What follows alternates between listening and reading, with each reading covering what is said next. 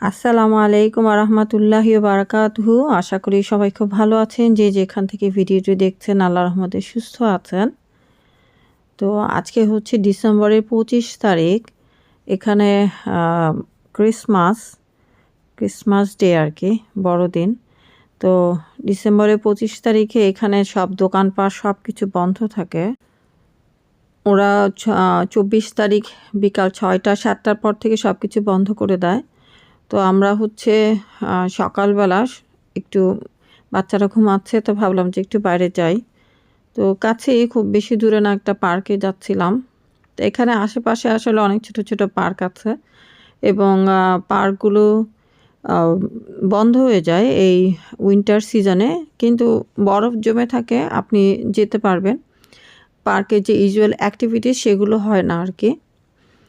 তো আমরা কাছাকাছির মধ্যে আসলে সবসময় যাওয়ার চেষ্টা করি, যদি একটু সময় পাই, যেহেতু আমার বড় 2 ছেলেমেয়ে এখন বাসায় আছে, ছোটটা ঘুমাচ্ছে। তো উঠলে পরে ভাই বোনরা ওকে একটু দেখতে পারবে। এখন আমার এবং আমার হাজব্যান্ড, আমাদের দুজনের আসলে একসাথে বের হওয়াটা খুবই কম হয়। তো আমি চেষ্টা করি সুযোগ পেলে একসাথে একটু বের হওয়ার জন্য, যদি 10 মিনিট হয় দেন 10 মিনিটই, এইভাবে আর কি। তো আমার হাজব্যান্ড খুব একটা চায় না আসলে, সেটাও একটা কারণ। তো অনেক ভাইরাই বলেন যে তারা বিয়ে করেননি, যারা প্রবাসে আছেন।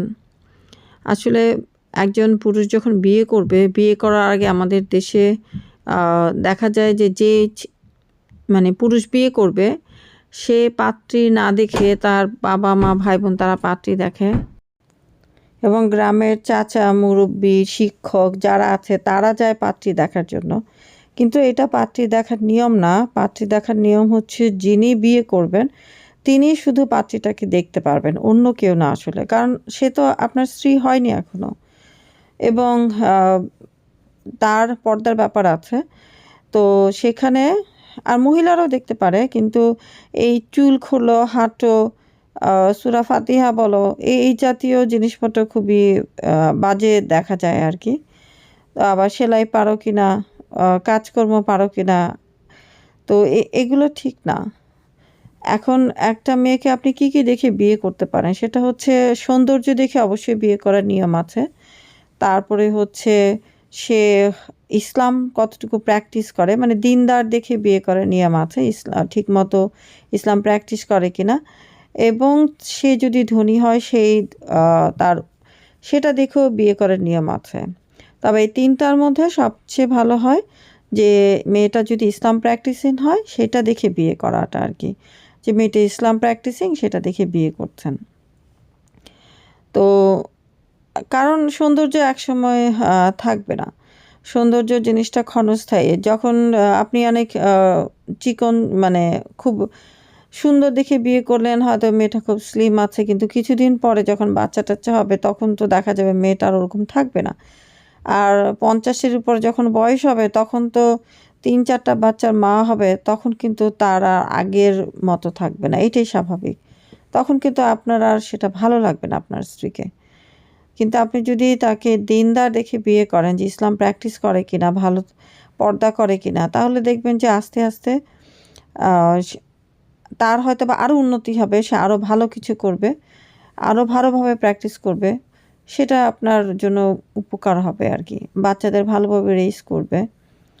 তো যাই হোক, আর বিয়ের সময় আমি গ্রামের অনেক ভিডিও দেখি, সেখানে দেখি যে বেশিরভাগ মানুষ যখন গ্রামের দিকে বিয়ে হচ্ছে, মেয়ের বাড়ি থেকে ড্রেসিং টেবিল, খাট, পালঙ্ক, সোফা সেট, বিছানার বালিশ, তোশক, এমন কিছু নাই যে নিয়ে যাচ্ছে না। তো এই জিনিসটা দেখে না খুবই খারাপ লাগে আসলে। এই জিনিসটা তো ঠিক না। এখন যিনি বিয়ে করবেন, ইসলামের নিয়মে বিয়ে হচ্ছে যে যিনি বিয়ে করবেন তিনি হচ্ছে মেয়েটাকে মোহর দিবেন, যে হ্যাঁ, একটা নির্দিষ্ট অংশের টাকার কথা বলবেন, যে এই টাকাটা উনি দিবেন। এখন ধরুন আপনি ধরলেন আপনার মোহর 1 লাখ টাকা। এখন সেটা অবশ্যই আপনার আয়ের উপরে, মানে চিন্তা করে আর কি, আপনি 1,00,000 টাকাই মোহর চিন্তা করলেন। সে 1,00,000 টাকার মধ্যে আপনি সেটা পরিশোধ করে দিতে হবে সরাসরি। এখন যদি আপনি বলেন যে আচ্ছা ঠিক আছে আমি 50,000 টাকার গহনা দিলাম, বাকি 50,000 টাকা আমি টাকা দিলাম। হ্যাঁ, সেটাও করতে পারেন। কিন্তু বাকি রাখবেন না। কারণ এটা হচ্ছে ব্রাইডাল গিফট, মেয়েটার প্রাপ্য। তো এই যতটুকু আপনার সামর্থ্য আপনি সেটাই মোহর হিসাবে ধরবেন এবং সেটা দিয়ে দিবেন।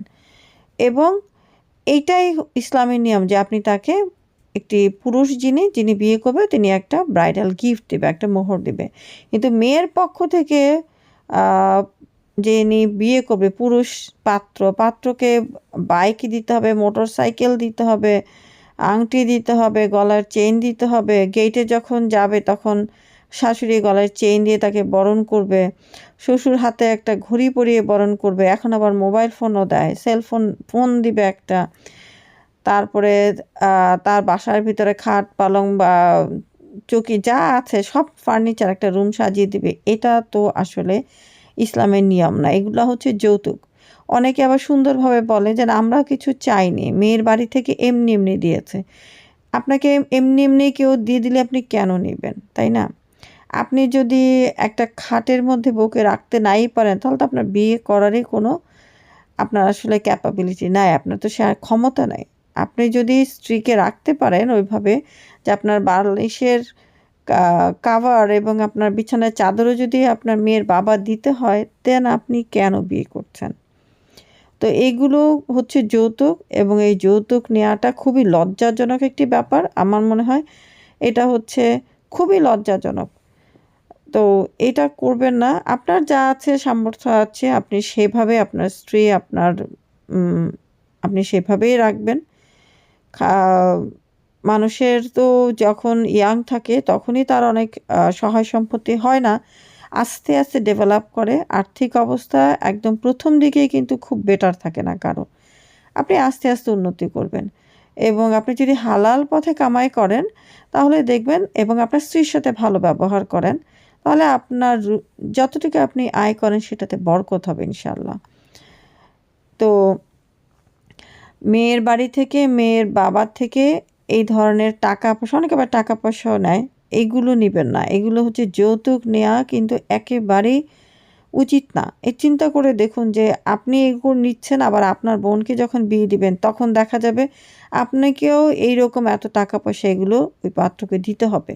তো কোনোটাই করা উচিত না। তো এই জিনিসগুলো খেয়াল রাখা উচিত। আর বিয়ে করবেন নিজের জন্য। বাবার জন্য না, মায়ের জন্য না, দাদির জন্য না, চাচির জন্য না, খালার জন্য না, নানির জন্য না, কারোর জন্য না। বিয়ে করবেন নিজের জন্য যে আপনার একজন সঙ্গী দরকার। এবং তখন সেই সঙ্গীটাকে আপনি গুরুত্ব দিবেন যে হ্যাঁ, সে আমার সঙ্গী। দুনিয়াতেও সঙ্গী হবে, আখিরাতেও আমার সঙ্গী হবে। এইভাবে যদি চিন্তা করেন তাহলে দেখবেন যে আপনি ওই স্ত্রীতে সন্তুষ্ট থাকবেন এবং আপনার যদি কোনো খারাপ অভ্যাস থাকে সেটা দূর করে তারপর বিয়ে করবেন। আপনি চিন্তা করবেন না যে না আমি বিয়ে করার পরে আমার খারাপ অভ্যাসটি চলে যাবে বা আমি সেটাকে থেকে বের হয়ে আসবো, স্ত্রী আমাকে হেল্প করবে, না। সে তো নার্স না যে সে আপনার কোনো একটা বাজে অভ্যাস আছে আপনি আসার পরে সে ওইটা দূর করে দিবে। সে কোনো ম্যাজিশিয়ান না।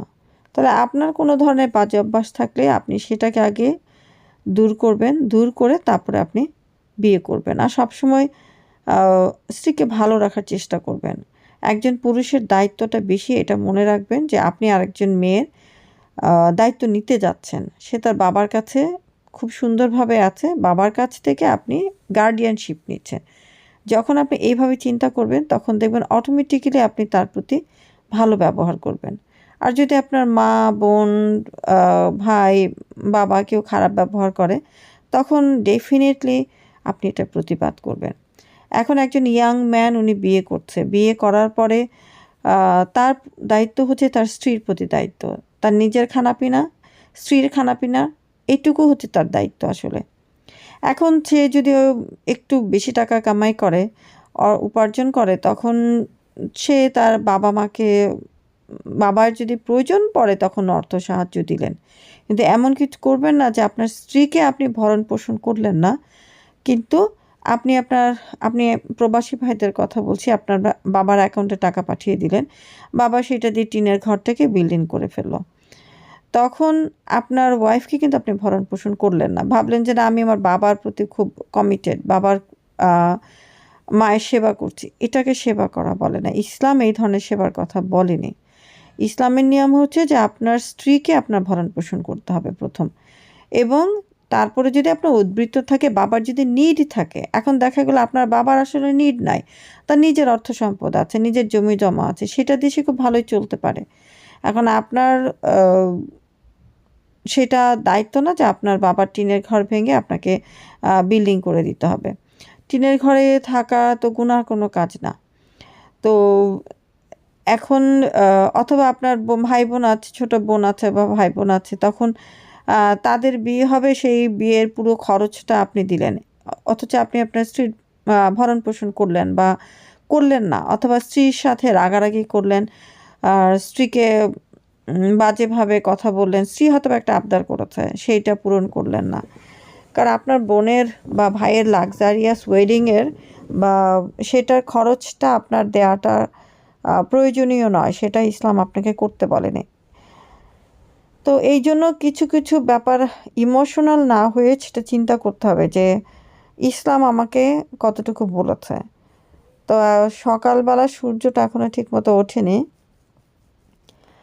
তা এখন আমরা যাচ্ছিলি হচ্ছে লেকের, বললাম লেকের দিকে। আসলে আমাদের কোনো ডেস্টিনেশন ছিল না, পরে আমি দেখলাম যে কাছাকাছি এই লেকটাই আছে।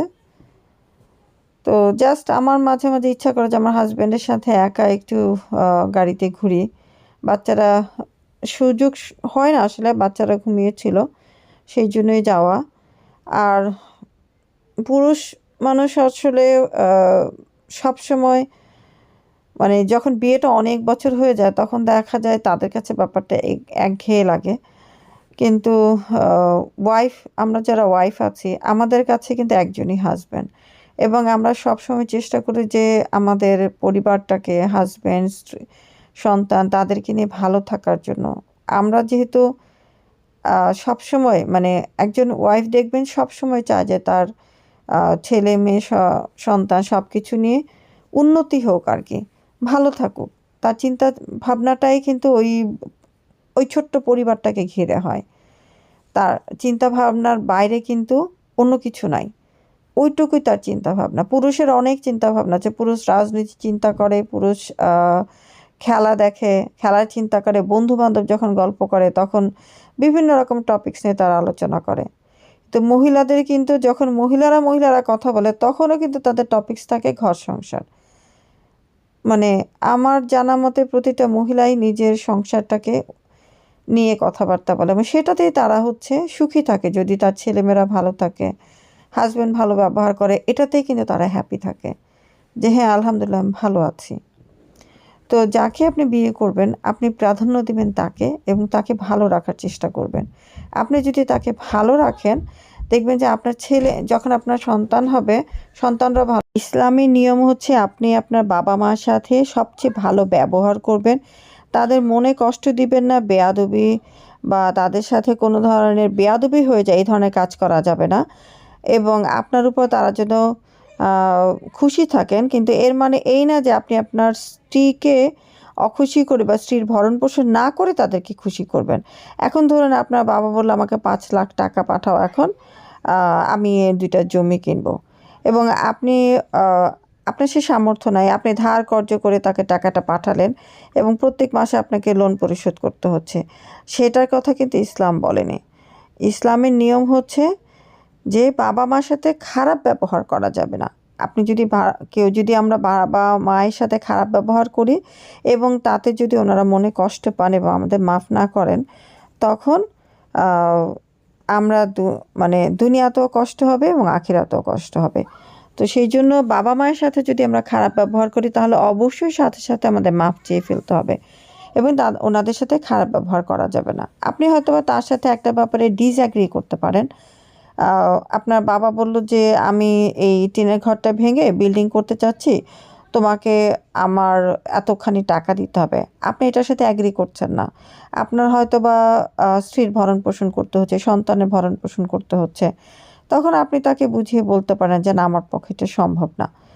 তখন কিন্তু তার মানে এই না যে আপনি আপনার বাবার সাথে খারাপভাবে কথা বলবেন বা হইচই করবেন। বা আপনার মা হয়তো বা আপনার স্ত্রীর সম্বন্ধে কোনো একটা কথা বলল, যে এই কথাটা আপনার ভালো লাগলো না।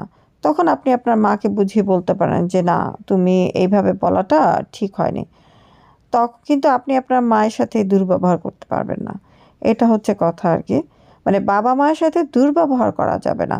খারাপ আচরণ করা যাবে না। তাদের মনে এখন যদি এমন হয় যে আপনার বাবা ৩০ লক্ষ টাকা চাইলো এবং আপনি সেই টাকাটা না দিলে উনি খুব মন খারাপ করবেন। এটা কোনো ব্যাপার না। কারণ এটা আপনার সামর্থ্যের উপর ডিপেন্ড করে। আপনার সামর্থ্য এবং আপনার নিজস্ব খরচ, আপনার স্ত্রীর খরচ, ছেলেমেয়ের খরচ, তাদের লেখাপড়ার খরচ সবকিছু চালানোর পরে আপনার যদি মনে হয় যে না, এটা যুক্তিসঙ্গত ব্যাপার, আমার বাবার এটা প্রয়োজন, চিকিৎসার জন্য প্রয়োজন হতে পারে, তাহলে আপনি দিলেন। কিন্তু দেখা গেল চিকিৎসার জন্য না, আপনার বাবা হয়তোবা আপনার ছোট ভাইয়ের বিয়ের একটা আয়োজন করছে, বা বড় ভাইয়ের বিয়ে বা ছোট বোনের বিয়ে হোয়াটএভার, সেটার পিছনে উনি হয়তোবা অনেকগুলো অনুষ্ঠান করবেন এবং সেখানে খরচ করবেন। সেই জন্য আপনাকে বললেন যে হ্যাঁ, তুমি এতগুলো টাকা দাও, এতগুলো টাকা পাঠাও। সেটার জন্য আপনি কিন্তু রেসপন্সিবল না। যেটা অপ্রয়োজনীয়, বিয়েটা হচ্ছে কম খরচের মধ্যে করবেন, সেটা হচ্ছে বরকত থাকে ওই বিয়ের মধ্যে, যে এই বিয়েটা কম খরচের মধ্যে হয়। এবং যেখানে খরচ বেশি হয়, ১১০টা পার্টি হবে, একবার মেহেন্দি হবে, একবার গায়ে হলুদ হবে, একবার এখন আবার রং খেলা হয়, রং খেলা হবে, তারপরে বিয়ে হবে। এগুলা কিন্তু মানে শুধু শুধু অপচয়। তবে বিয়ের যখন একজন পুরুষ বিয়ে করে, তাকে বউ ভাতের অনুষ্ঠান, বাংলাদেশে যেটাকে বলে ওয়ালিমা, সে অনুষ্ঠানটা পুরুষকে করতে হবে। আমাদের প্রফেট মুহাম্মদ সাল্লাল্লাহু আলাইহি ওয়াসাল্লাম সেই অনুষ্ঠানটা করতেন। তো পুরুষের আসলে অনুষ্ঠান করতে হবে, কিন্তু বরের পক্ষে থেকে ৫০০ লোক নিয়ে কন্যার বাড়িতে যে খেয়ে আসবে, সেইটা কিন্তু ইসলামের নিয়ম না। এখন আপনি একজন বাবা, সে ধরেন ২০০ লোকের লাঞ্চের আয়োজন করলো আপনার জন্য। এখন যদি আপনি ১০০ টাকা করেও প্লেট ধরেন, তাহলে দেখুন কতগুলো টাকা ওনাকে খরচ করতে হচ্ছে। আপনি ৪ জন লোক নিয়ে যান, আপনার বাবা, ভাই-বোন, ভাই, চাচা একজন বা এরকম নিয়ে গিয়ে আপনি বিয়ে করে আপনি বউ নিয়ে আসেন। আপনার বাড়িতে এসে আপনি যত ইচ্ছা মানুষকে দাওয়াত দিয়ে আপনি খাওয়ান। কনের বাবা-মা, ভাই-বোন তাদেরকেও ইনভাইট করুন। আপনি বউ ভাতের অনুষ্ঠান করুন বড় করে। সেটা হচ্ছে ওয়ালিমা। এটা আপনার দায়িত্ব। এটা বাবার দায়িত্ব, মানে মেয়ের বাবার দায়িত্ব না। এভাবে টাকা পয়সা খরচ করে মানে অনুষ্ঠান করার। এখন আবার গায়ে হলুদের অনুষ্ঠান করে, সেখানে আবার ছেলের বাড়ির লোকজন যাচ্ছে, সেই দিনেও বিরিয়ানি রান্না করে খাওয়াতে হবে। আবার মেহেন্দির অনুষ্ঠান করছে, সেই দিনেও রান্নাবান্না করে খাওয়াতে হবে। তা একজন বাবা একটা মেয়েকে বিয়ে দিতে গেলে তো ঋণগ্রস্ত হয়ে যাবেন, তাই না? তো এই জিনিসগুলো যারা পুরুষ আছেন, ভাইরা আছেন, যারা বিয়ে করেনি, তারা খেয়াল করবেন। বাবা-মা অনেক কিছুই আবদার করবে। সেই আবদারগুলোকে যদি আপনার কাছে অযৌক্তিক মনে হয়, তাহলে সুন্দরভাবে বুঝিয়ে বলবেন। সেটা নিয়ে রাগারাগি করা যাবে না, কিন্তু নাইসলি আপনি তাদেরকে বুঝিয়ে বলতে পারেন। আর স্ত্রীর সাথেও হয়তোবা আপনার মা কিছু বলল, বাবা কিছু বলল, সেই জন্য স্ত্রীর সাথে খারাপ ব্যবহার করবেন না। যারা আপনারা প্রবাসে থাকেন, আপনাদের Ma, স্ত্রীরা I don't যারা believe you. বাংলাদেশে থাকে, তাদের কথা একটু চিন্তা করেন যে ওনারা কত কষ্ট করেন। স্বামী পাশে থাকেন না এবং অনেক সময় শ্বশুর শাশুড়ির ধাঁচে থাকেন এবং ননদ দেবর অনেকেই হয়তোবা থাকে, এবং সবার সাথে তাদেরকে সবার মন জুগিয়ে সবারকে সবার সাথে মিলেমিশে থাকতে হয়। তো এই জিনিসটা এমনিতেই তাদের জন্য কষ্টকর। তো সেই কষ্টটা আপনারা আরও বাড়িয়ে দিবেন না। আর সবচেয়ে ভালো হয়, যিনি বিয়ে করছেন তিনি তার স্ত্রীর সাথে থাকলেন, কারণ এটা তার স্ত্রীর অধিকার। স্বামীর সাথে রাতে এক বিছানায় ঘুমানো, স্বামীর আদর সোহাগ ভালোবাসা, সাহচর্য, সেগুলো পাওয়ার এটা তার অধিকার। যে সেই জন্য তো একটা নারী কী চায়, স্বামীর সাথে সে থাকবে, আর স্বামী পাশে থাকবে। এখন স্বামী যদি পাশে না থাকে, ধরুন ওই যে নারী, তার স্বামী তার কাছে নাই, কিন্তু তার ইচ্ছা করছে তার স্বামীর একটু সান্নিধ্য পাওয়ার, তখন সে যদি বিপথগামী হয়, তখন সেটার জন্য দায়ী কে? সেটার জন্য দায়ী কিন্তু আপনি, তাই না? আপনি আপনার স্ত্রীকে রেখে এসেছেন, আপনার স্ত্রীও তো ইয়াং।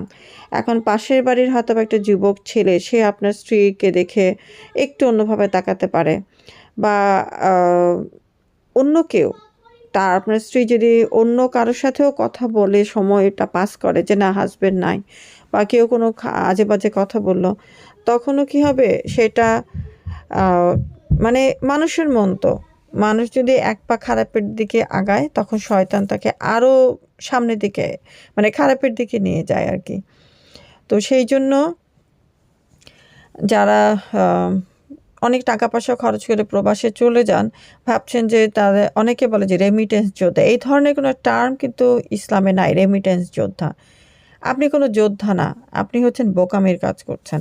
যোদ্ধা হচ্ছে আপনার স্ত্রী, যিনি আপনাকে ছাড়া থাকছে, আপনার সন্তানদের লালন পালন করছে, আবার অনেক সময় আপনার বাবা মার মানে দেখাশোনা করছে। প্রকৃত যোদ্ধা হচ্ছে প্রবাসীদের স্ত্রীরা।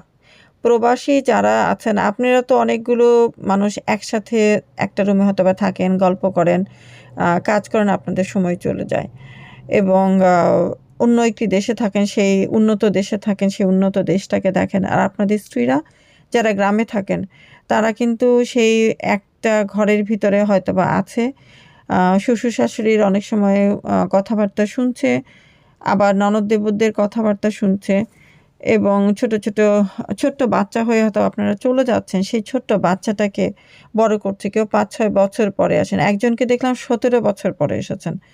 ১৭ বছর পরে আপনি ১৭টা বছর আপনার স্ত্রীর প্রতিটা দিন রাত কীভাবে কাটলো